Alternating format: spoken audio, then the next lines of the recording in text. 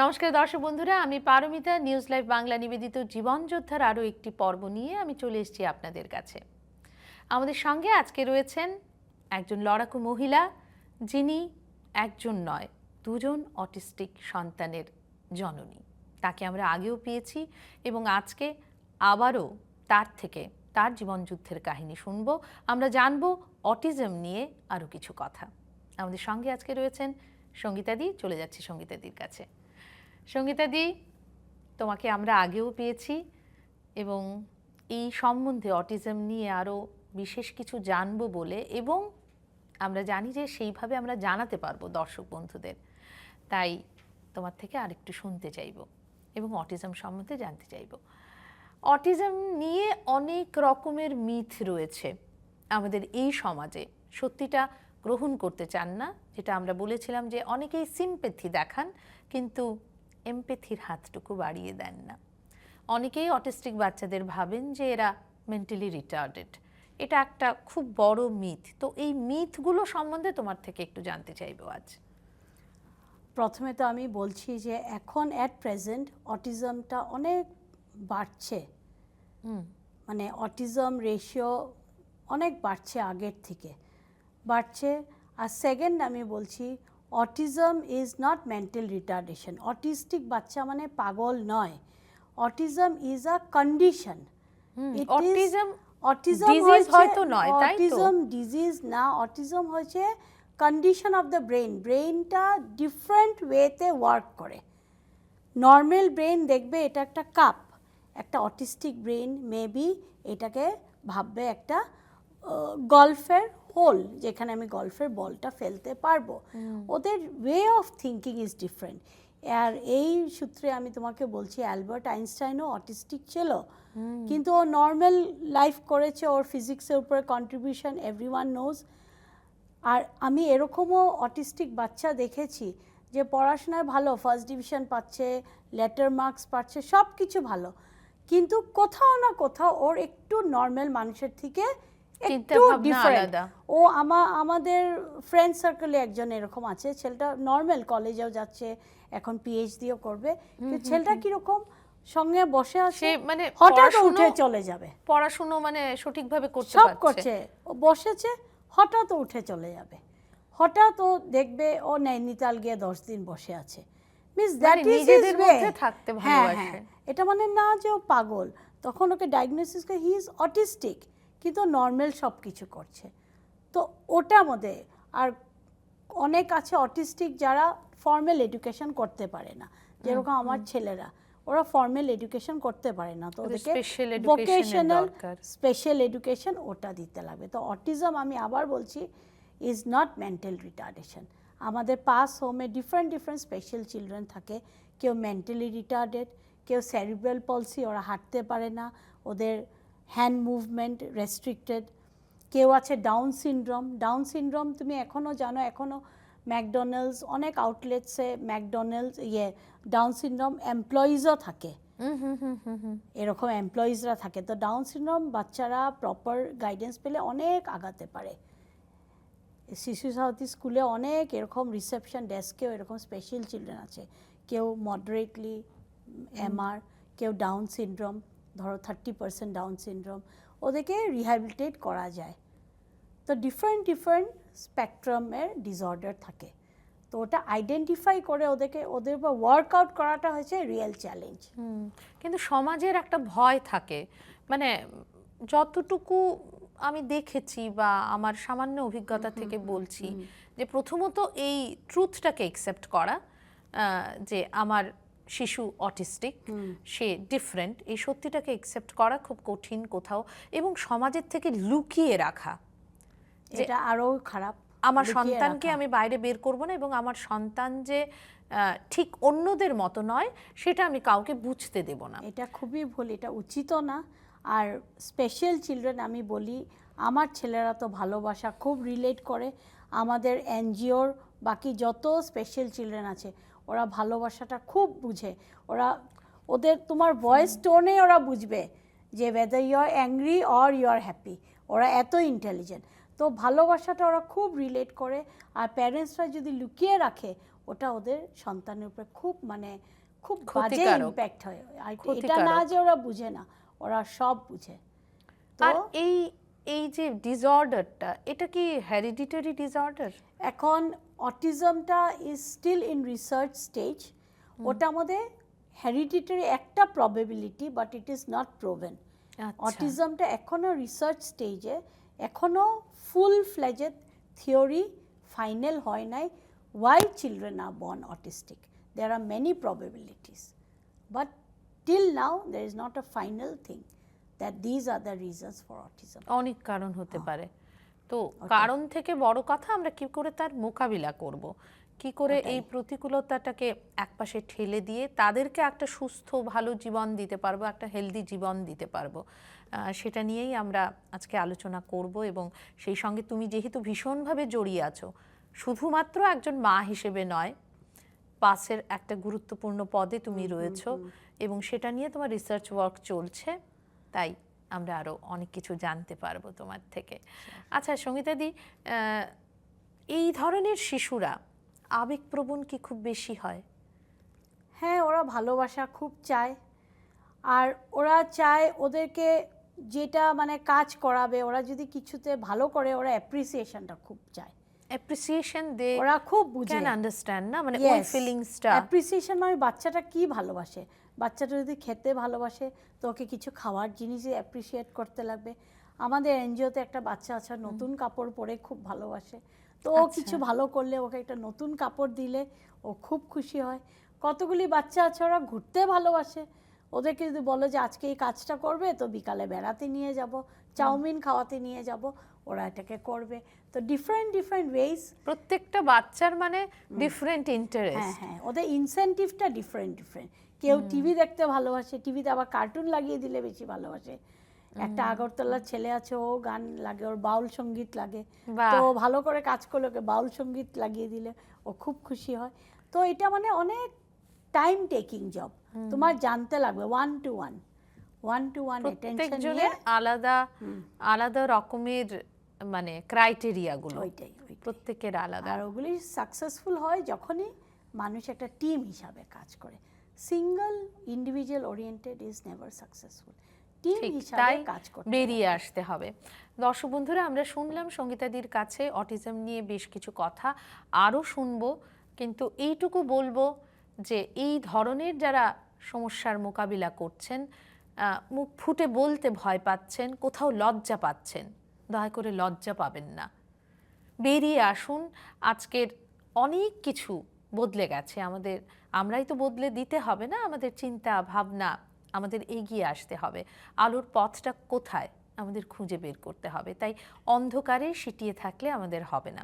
সঙ্গীতাদি যেরকম বেরিয়ে এসছেন এবং গর্ব করে বলছেন আমার দুটো বাচ্চাই অটিস্টিক, তাদের সঙ্গে থাকছেন, তাদের প্রতিপালন করছেন, যারা এই সমস্যার মোকাবিলা করছেন তারা সকলে এগিয়ে আসুন।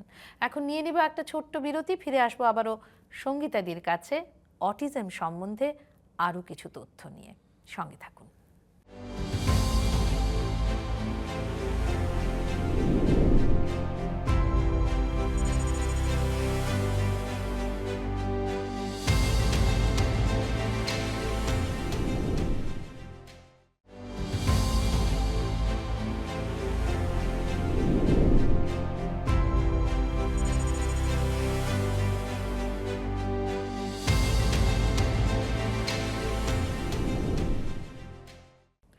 দর্শক বন্ধুরা, আমরা ফিরে এলাম আবার একটা বিরতির পরে। আমাদের সঙ্গে রয়েছেন সঙ্গীতাদি। সঙ্গীতাদির কাছে আবারও ফিরে যাব।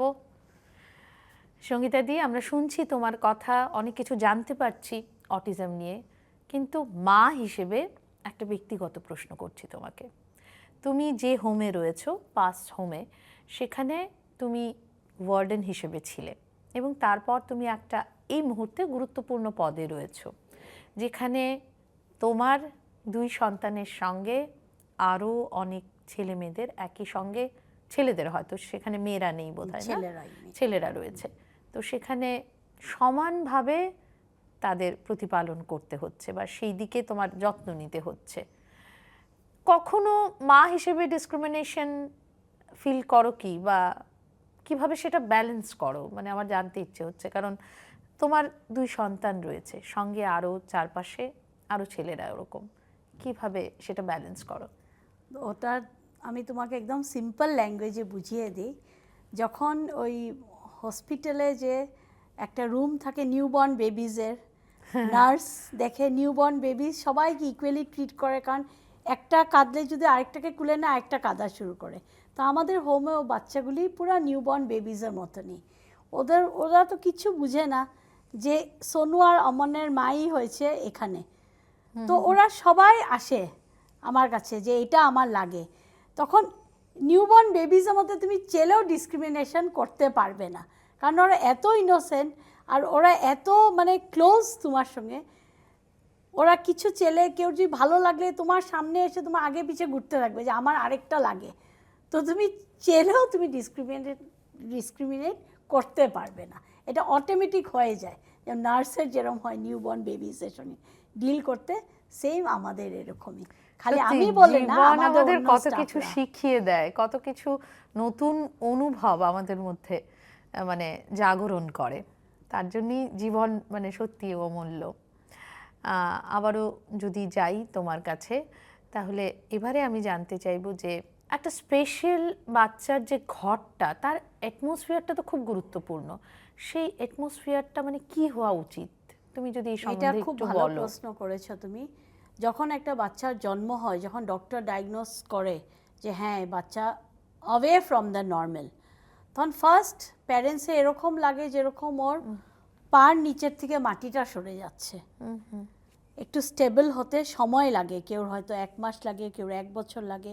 আর খালি মা বাবার না, সঙ্গে শ্বশুর শাশুড়ি আছে, মেয়ের মা বাবা আছে, রিলেশনস আছে, ওটা মানে ব্যালেন্স করতে একটু টাইম লাগে। কিন্তু যদি পজিটিভ হয় সবাই একটা ব্যালেন্স করে নিবে। কিন্তু আমি অনেক এরকম ফ্যামিলি পেয়েছি, অনেক এরকম হাজব্যান্ড ওয়াইফ আমার এখানে এসেছে ওদের ছেলেদেরকে নিয়ে।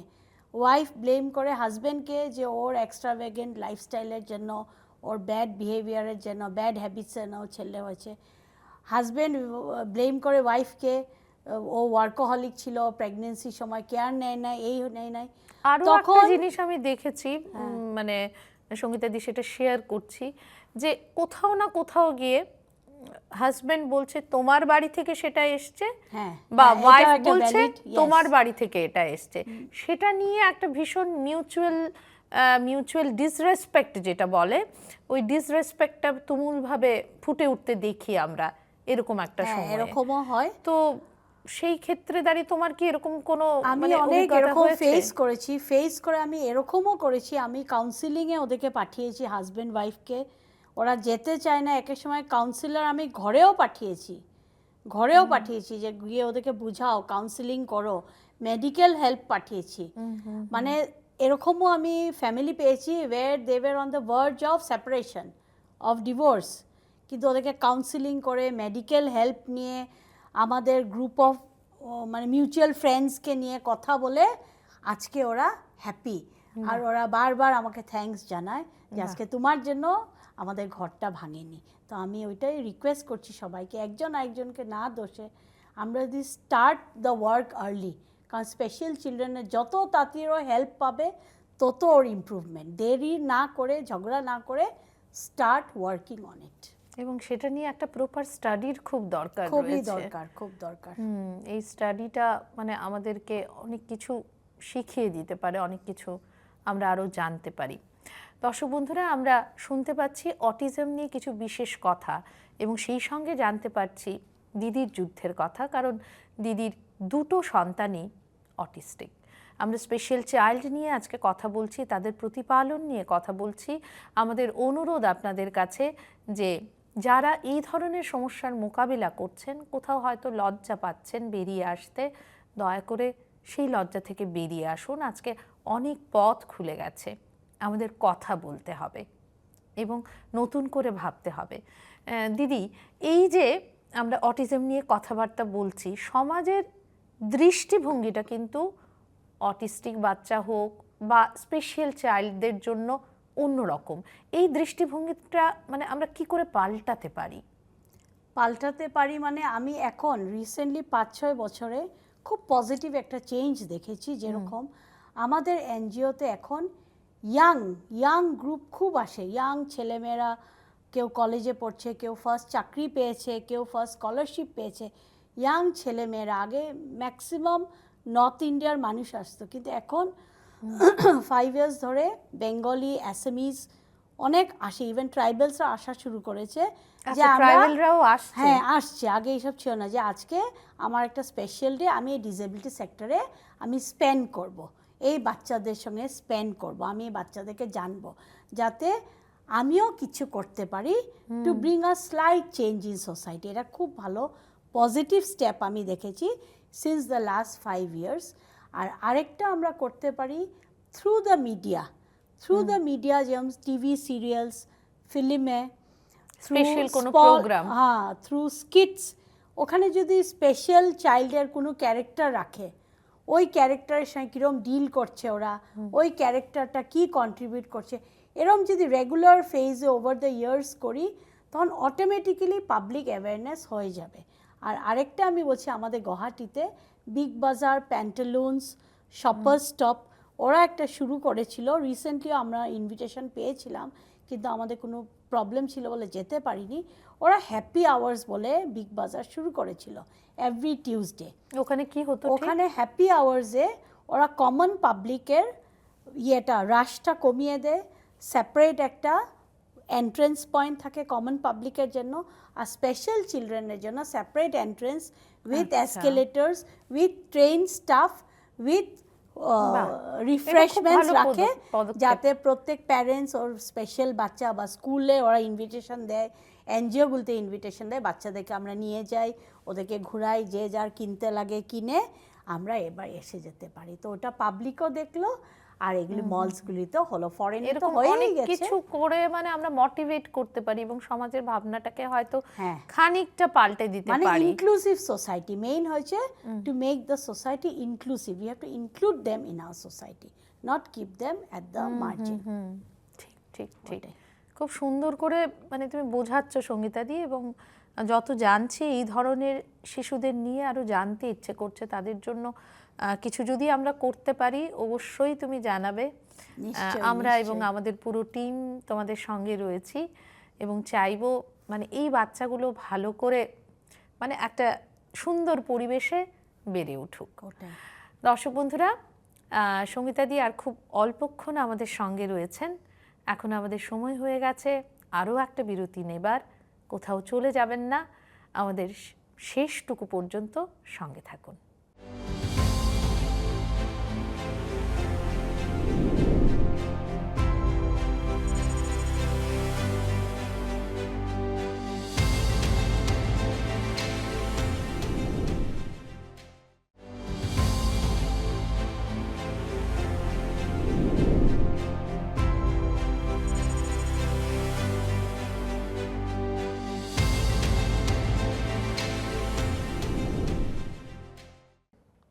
দর্শক বন্ধুরা, আমরা ফিরে এলাম বিরতির পরে। এবারে সরাসরি চলে যাব আবারও সঙ্গীতাদির কাছে।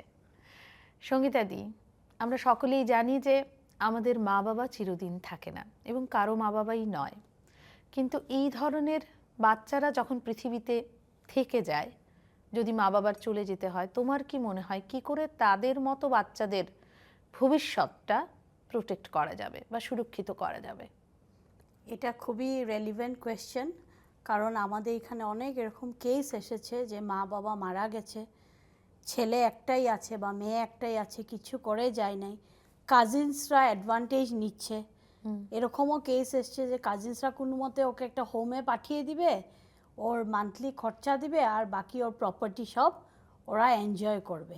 এরকমও কেস এসছে।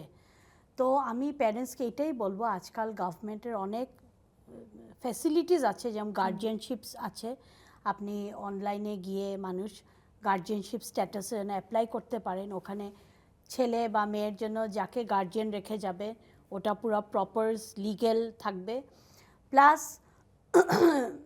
যদি বাচ্চাটা কোনো এনজিওতে থাকে, ওই এনজিওর সঙ্গে ট্রাস্টের সঙ্গে ওর প্রপার্টি ওর নামে ট্রাস্টের সঙ্গে করে দেওয়া, প্লাস গার্জিয়ানশিপ থাকলে ওরা চেক করবে ওই প্রপার্টির প্রসিডসগুলি বাচ্চাটার জন্য ইউজ হচ্ছে কিনা, বাচ্চাটা ভালো করে আছে কিনা, প্লাস ফ্যামিলিতে 4-5 জনকে রেসপন্সিবিলিটিটা দিয়ে যেতে লাগবে, একজনকে না, 4-5 জন যাতে রেসপন্সিবিলিটি করে তার নিতে সমস্ত লাগবে, থেরাপি যাতে এবং টেক ও কেয়ারটা ভালো সব করে টেক হয়। কেয়ার হয়, আর ওর প্রপার্টিটা যাতে 4 জন মিলে ওরা স্পেন্ড করে বাচ্চাটার উপরে, আর বাচ্চাটার বিনিময়ে ওই 4 জন entrusted they can share the property after the demise of the special child.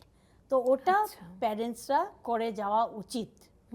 আমরা খুব গুরুত্বপূর্ণ কথা জানতে পারলাম সঙ্গীতাদি, কিন্তু আমাদের সময় ফুরিয়ে আসছে, তাই যেতে যেতে র্যাপিড ফায়ার তোমার সঙ্গে। ওকে, তোমার থেকে জানতে চাইবো সঙ্গীতাদি, জীবন কি তোমার কাছে? আনন্দ করা, খুব আনন্দ করা, বাহ। সন্তান?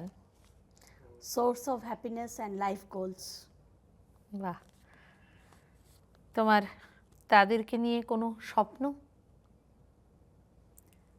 ওদেরকে খুশি রাখা, ওরা যাতে খুশি থাকে আর ওরা স্বাবলম্বী হতে পারলে আমার ড্রিমস ফুলফিলড।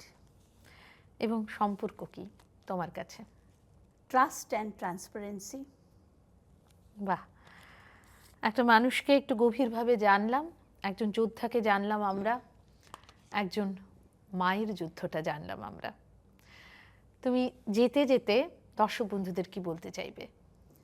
আমি সবাইকে এটাই বলতে চাবো, ফার্স্ট আপনার ছেলে মেয়ে যেরকমই হোক অ্যাকসেপ্ট করুন যে ঠাকুরই আমাকে দিয়েছে এরকম, আর অ্যাকসেপ্ট করার পরে সবাই একসঙ্গে বসে একটা টিম হিসাবে কাজ করুন, এই বাচ্চাটার বেস্ট কি দেওয়া যায়, হোয়াট বেস্ট, টিম হিসাবে কাজ করেন। First and most important positiveness আর হ্যাপিনেস, কারণ নিজে পজিটিভ আর হ্যাপি না থাকলে আমি অন্যদেরকে কি হেল্প করব। ফার্স্ট ঠিক। নিজে পজিটিভ, হেলদি আর হ্যাপি থাকতে লাগবে, ওটা আমি ভাবি। খুব ভালো একটা সময় কাটিয়েছি তোমার সঙ্গে দিদি, এবং অনেক সাহস সঞ্চয় করে আজকে ফিরব, এবং আমার দৃঢ় বিশ্বাস আমাদের দর্শক বন্ধুরাও সেইভাবে অনুপ্রাণিত হয়েছেন আমাদের আজকের এই অনুষ্ঠান থেকে। আসলেই বন্ধুরা, জীবন তো হেরে যাবার নাম নয়। আমরা বারবার করে এই কথাই বলতে চাই যে আলোর খোঁজ করা দরকার, এবং আমরা কেউই ভিকটিম হিসেবে যেন নিজেকে মেনে না নিই।